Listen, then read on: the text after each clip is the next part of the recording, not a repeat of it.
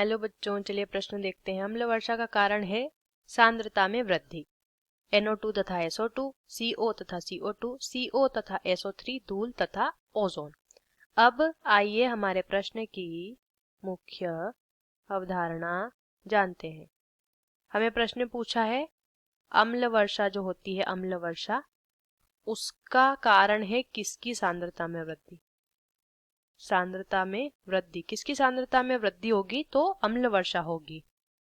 ठीक है, तो देखिए अम्ल वर्षा जान लेते हैं पहले। कुछ ऐसे प्रदूषक होते हैं, जो कि वर्षा जल के साथ मिलते हैं, वर्षा के जल के साथ मिलते हैं और अम्ल बनाते हैं।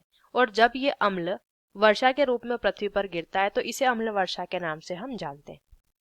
देखिए अब यहाँ पे क्या होता है कि जो हमारा प्रदूषक है कौन कौन सा, एक तो SO2 सल्फर डाइऑक्साइड, जब ये जल के साथ मिलता है, जल H2O होता है, वर्षा जल, ठीक है, तो ये बनाएगा H2SO4। H2SO4 क्या है, सल्फ्यूरिक अम्ल होता है, ये एक तरीके का अम्ल है, इसे सल्फ्यूरिक अम्ल हम कहते हैं।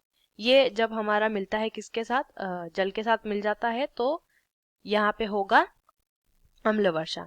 उसके बाद जब हमारा NO2 क्या है, एक प्रदूषक है, ये मिलता है जल के साथ H2O, तो ये क्या बनाता है, ये बनाता है HNO3। ये क्या बनाता है, HNO3। ये क्या है, ये होता है नाइट्रिक एसिड। ठीक है, तो जब दो एसिड हमने देखे, एक तो सल्फ्यूरिक एसिड, सल्फ्यूरिक अम्ल, और दूसरा नाइट्रिक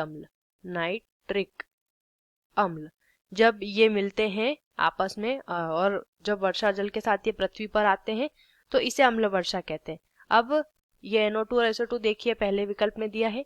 CO और CO2 ये क्या करते हैं, ये वायु प्रदूषण करते हैं, ये अम्ल वर्षा नहीं करते हैं। ठीक है, उसके बाद दिया है CO तथा SO3, ये भी उत्तरदायी होते हैं वायु प्रदूषण के लिए, ये भी सही नहीं होगा। धूल और ओजोन ये भी वायु प्रदूषक होते हैं। ठीक है, तो जो सही उत्तर हमारा होता है वो हो जाता है विकल्प A, NO2 तथा SO2। आशा करते हैं आपको ये उत्तर समझ आया होगा। धन्यवाद।